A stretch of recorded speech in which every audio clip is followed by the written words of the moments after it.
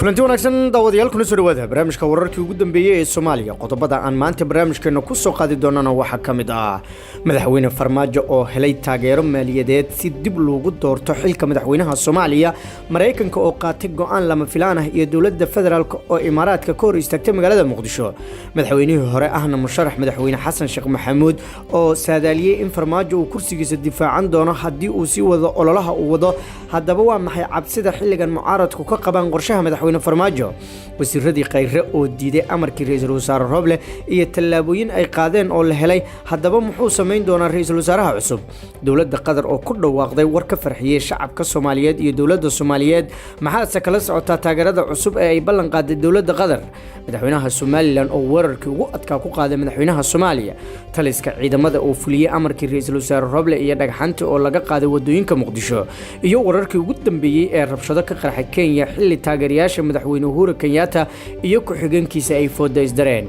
qodobadaas aan ku faahfaahin doonaa barnaamijkeena insha Allah waa subax isniin ah 5 bisha 10aad ee Oktoobar sanadka 2020 barnaamijka wararka Soomaaliya oo midaan ku soo gudbinayno dhammaan dhacdooyinka dalka haddaba daawade ka qayb qaado dib u dhiska dalka anagoo ka dheeraanayna wax walba oo dib inoo celin kara waad ku mahadsantihiin inaad taasna la fahantaan ee fadlan nala faafiyo wararkan oo gaarsiiya saaxiibadiina idinkoo ku shargaraynaya baraha bulshada mahadsanidin aynu ku bilowno iyadoo dalku uu isku diyaarinayo doorasho dadban ayaa madaxweynaha dawladda Soomaaliya mudane Maxamed Cabdullaahi Farmaajo waxa uu kalsooni weyn ku qabaa in uu ku soo laaban doono villa Soomaaliya kadib markii uu helay taageero buuxda warar lagu kalsoon yahay oo aynu helnay ayaa sheegaya in madaxweyne Farmaajo uu helay ballanqaad maaliyadeed taas oo u horseedi karta inuu ku soo baxo doorashada soo socota ila wareedyo aan helnay ayaa sheegay in dawladda Mareykanka ay si weyn u garab taagan tahay madaxweyne Maxamed Cabdullaahi Farmaajo taas oo ka dhigaysa inuu yahay shakhsiga ugu dhow ee doorashada soo socota ku guuleysan kara safiirka Mareykanka ayaa si cad ugu sheegay in madaxweynaha ay kala shaqeyn doonaan sidii uu u soo laaban lahaa si uu dalka u gaarsiiyo doorasho qof iyo cod ah ayaan ka soo xiganay ila wareedyo lagu kalsoonaan karo madaxweynaha ayaa sidoo kale dadaalo ku bixinaya in uu ka hortago in dalalka Carabta ay saameyn ku yeeshaan doorashada Soomaaliya gaar ahaan dalka Imaaraadka ayaa lagu qasbay in uu siyaasiyiinta Soomaaliya kula shiro magaalada Nairobi kadib markii ay xukuumadda Muqdisho diiday faragelin uga timaada dalkaas Imaaraadka ma imaan karo Muqdisho isagoo oo wada howlo dhibaato ku ah doorashada Soomaaliya madaxweynaha ayaana arintaas si weyn uga soo horjeestay ayaan ka soo xiganay xildhibaan ka tirsan baarlamaanka Soomaaliya oo dhanka kalena sheegay in arintaas ay siyaasiyiinta ku qasabtay in ay ololahooda doorashada ay u weeciyaan magaalada Nairobi doorashada Soomaaliya ayaa la filayaa inay noqon doonto mid adag sabab la xiriira dalalka Carabta oo doonaya in ay dhaqaale ay ku taageeraan musharaxiinta ka qaybgalaya tartanka oo ay kala wataan dawladda Qatar ayaa si weyn u garab taagan madaxweyne Farmaajo halka Sacuudiga iyo Imaaraadka ay raadinayaan musharaxiintii ay taageeri lahaayeen dhanka kalena madaxweynihii sideedaad ee Soomaaliya ahna hogaamiyaha xisbi siyaasadeedka midowga nabadda iyo horumarka Xasan Sheekh Maxamuud ayaa warar afka ku qaaday mas'uulka ka bedelay xafiiska mudane Maxamed Cabdullaahi Farmaajo hogaamiyaha dalka Maxamed Cabdullaahi Farmaajo oo Eritrea ugu maqan wada hadallo laba cisho qaadanaya kadib socdaalkiisii koonfurta Suudaan ayuu ku eedeeyay in xilka uu u hayo inuu uga faa'iideysto sidii uu u naqshadayn lahaa dib u soo laabashadiisa iyo dib u doorashadiisa hay-adaha dawladda magac ahaan ayay u jiraan mooyee madaxweynaha ayaa u adeegsanaya sidii uu u soo laaban lahaa ayuu ku sheegay waraysi uu siiyay TV-ga Somali Cable madaxweynihii hore Xasan Sheekh Maxamuud soo xulista xildhibaanada si gaar ah wakiilada Somaliland ayuu ku taliyay in loo madax banneeyo bulshada iyo dadka halkaas ka soo jeeda isagoo ka digay faragelin ay ku sameeyso madaxtooyada Soomaaliya doorashada xildhibaanada Somaliland baarlamaanka federaalka ku matali doona haddii ay faragelin dhacdo waxa aan u aragnaa nin shaarkiisa tolanaya ayuu tibaaxay isagoo oo si gaar ah u weeraraya madaxweyne Farmaajo dawladda waqtiga ka sii dhacayo ayuu tilmaamay in ay ka gaabisay la dagaalanka al-shabaab ayna markaasi waxba ka qaban arrimaha dagaalka lagula jiro al-shabaab taas beddelkeedana ee al-shabaab iyo al-qaacida kusii xoogeysteen buu yidhi gudaha Soomaaliya. Heshiiska doorashada ee dowladda federaalka ah iyo maamul goboleedyada ayuu soo dhaweeyay walow carabka ku dhuftay in uu heshiiskaasi soo daahay. inkastoo uu diiday inuu sharci darro ku qeexo riditaankii Xasan Cali Khayre, madaxweyne Farmaajo ayuu ka dhawaajiyay inuu raalli ka ahaa maadaama uu daqiiqado gudahood ku aqbalay kuna eedeeyay dastuurkii inuu ku tuntay. Khayre iyo Farmaajo oo in ka badan 3 sano saaxiib ku ahaa saaxadda siyaasadda ayaa ugu dambeyntii ku kala irdhoobay danahooda doorashooyinka 2020-2021 oo iska hor yimid, waxaana ay hadda wada yihiin musharaxiin. tartanka madaxtinimada Soomaaliya oo ololihiisa durbaba uu bilowday ayaa loo mudeeyay in uu u dhaco inta u dhaxaysa 8 Janaayo ilaa 8 February, iyadoo wixii ka horeeya intaas la xuli doono mudanayaasha labada aqal ee baarlamaanka federaalka ee Soomaaliya.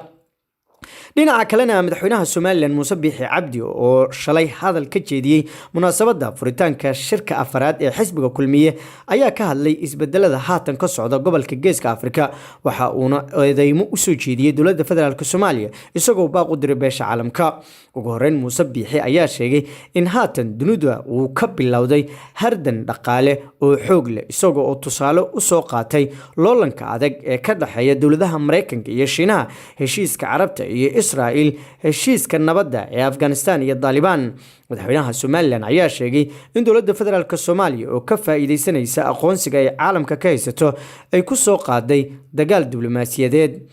inkastoo ayuu yiri madaxweyne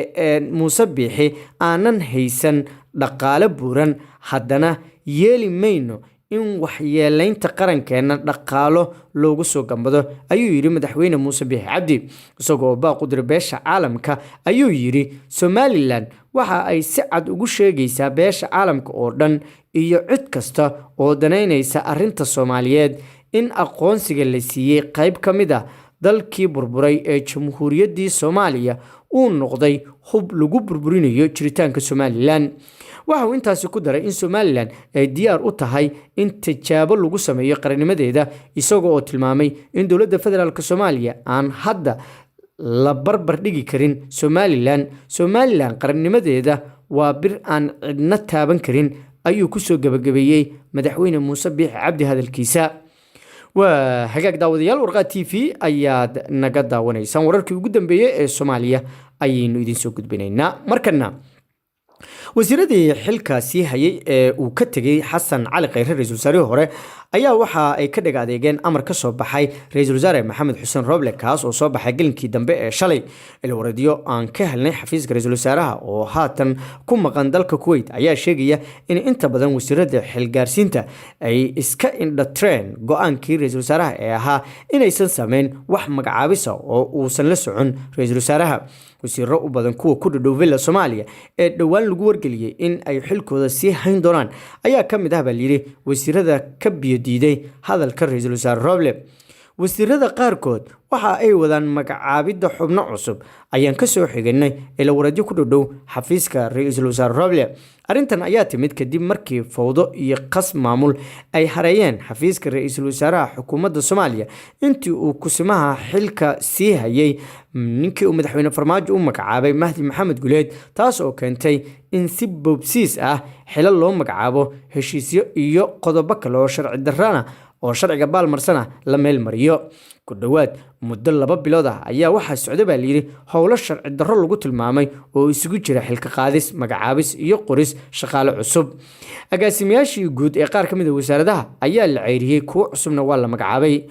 wasiirada xilka sii haya ee arrimahaasi sameeyay waxa ugu horeeya wasiirka qorsheynta iyo maalgashiga Jamaal Maxamed Xasan oo 10 Sebtembar 2020 tallaabo uu ku baabi'inayo xogayihii joogtada ahaa ee wasaaradda qaaday, isla markaana xogayihii u magacaabay agaasimo guud. sidoo kale wasiir Jamaal ayaa Saciid Maxamed agaasimaha maamulka iyo maaliyadda ee wasaaraddaas u magacaabay. waxa kaloo tallaabadan oo kala qaaday wasiirka shaqada iyo arrimaha bulshada Sadiiq Qurfa oo isagana agaasimo cusub u magacaabay wasaaraddiisa bedelayna agaasimihii hore. si kastaba lama oga tallaabada uu qaadi doono ra'iisul wasaaraha cusub haddii wasiirada ay xilka sii haya ay ku guuldareystaan in ay aqbalaan go'aankii ra'iisul wasaaraha. dhinaca kalena taliska ciidamada ayaa fuliyey amarkii ra-iisul wasaare Roble iyadoo dhagxaantii laga qaaday qaar ka mid ah wadooyinka muhiimka ah ee magaalada Muqdisho sida aynu wararka ku helayno waxaa xalayto la furay qaar ka mid ah wadooyinka dhagxaanta ay ku xirnaayeen ee magaalada Muqdisho degmada Wadajir gaar ahaan xaafadda Bulxubey ayaa waxaa la sheegay in dhagax badan oo ku xirneed wadooyinkooda la qaaday sidoo kale Tarabuunka iyo xaafado badan oo ka tirsan degmada Hodan ayaa waxaa la sheegay in iyagana dhagxaantii laga qaaday gaadiid sida dhagxaantii wadooyinkaas laga qaaday ayaa muuqaalo laga soo duubay lagu wareejiyay baraha bulshada taasoo muujisay in dowladda ay fulisay markaasi go'aankii ra-iisul wasaaruhu uu soo saaray warqad TV ayaa dawladda kala socotaan wararkii Soomaaliya ayaa daawanaysa iminkana dowladda Qatar ayaa sheegtay in ay dib u soo cusboonaysiinayso taageeradeeda Soomaaliya si ay markaasi u buuxiso taageerada lagama maarmaanka ah ee wadanka Soomaaliya u baahan yahay si ay gacan uga geysato dhismaha dowladnimada hay'adaha iyo ku dhaqanka sharciga kaas oo xaqiijinaya in Soomaalida ay helaan dhammaan xuquuqahooda iyadoo la tixgelinayo madax bannaanida midnimada ummadeed iyo midda dhuleed ee Soomaaliya wakiilka joogtada ah ee Qatar u fadhiya xafiiska UN-ka ee Geneva Tanjira Ali bin Khalfan al-Mansuri ayaa hadalkan ka sheegay fadhiga 45aad ee golaha xuquuqul aadanaha oo lagu casuumay khubaro madax bannaan oo Soomaaliyeed wakiilka Qatar ayaa ka dhawaajiyay inay taageerayaan kooxaha xaaladaha xuquuqul aadanaha ee Soomaaliya deyn cafinta madax bannaanida Soomaaliya fidinta awoodda dowladda iyada oo la aasaasayo hay'ado dowladeed iyo geedi socod siyaasadeed hagaajinta amniga iyo muujinta sida ay uga go'an tahay xuquuqda aadanaha iyo horumarka bulshada iyo dhaqaale iyo waliba rabitaankeeda ah in la sameeyo wada hadal wax ku ool ah oo markaasi wada shaqayn la leh habka xuquuqda aadanaha iyo qaramada midoobay iyo in loo gudbiyo warbixino qaran oo Soomaaliya farsamo ahaan ka taageeraya dhowrista xuquuqul insaanka ayuu yiri wakiilkan si kastaba ha ahaatee wakiilka joogtada ah ee dowladda Qatar u fadhiya xafiiska UN-ka ee Geneva waxa uu u mahad celiyay khabiirada madaxa bannaan ee xuquuqul aadanaha Soomaaliya Aisha Dayvan iyo dadkii kale ee warbixinada ka soo diyaariyay Soomaaliya dowladda Qatar ayaa waxa ay warbixinteedii iyo taageeradeedu ku soo aadaysaa xilli xiriir ka dhaxeeya Dooxa iyo Muqdisho uu gaaray heerkii ugu sarreysay tan iyo markii uu xafiiskii mid madaxweyne Farmaajo dadka siyaasadda gudaha dalka falanqeeya ayaa aaminsan in dowladda Qatar ay tahay dalka taageerada ugu weyn siiya madaxweyne Farmaajo si dib loogu soo doorto filla Soomaaliya mar kale Soomaaliya ayaa garab istaagtay Qatar xilli dalalka Carabeed ay doonayeen in ay go'doon ku soo rogaan ugu dambeyntiina booliska wadanka Kenya ayaa sheegay in 2 qof ay ku dhinteen shaqaaqo dhex martay taageerayaasha madaxweyne Uhuru Kenyatta iyo kuwa madaxweyne ku-xigeenka William Ruto oo cibaadadii Axadda kaga qayb galayay kaniisad ku taala degmada Muranga ee gobolka lagu magacaabo Bartamaha ayaa waxa uu soo jeediyay in madaxweynaha uu cambaareyn kulul u jeediyay madaxweynaha oo haatan dalka Faransiiska booqasho ku jooga iyo William Ruto ayaa khilaaf xoogan uu ka dhaxeeyay tan iyo sanadadii u dambeysay Ruto waxa uu qudareynayay in Uhuru Kenyatta uu ogolaado in madaxtooyada uu ka bedelo doorashada 2022 laakiin taas ma aysan dhicin intaas ayaan kusoo gabagabeynaya barnaamijkeeni wararkii ugu dambeeyay ee Soomaaliya ka daawanaysan warqad TV tan iyo kulanteena dambe saaxiibayaal nabadgelyo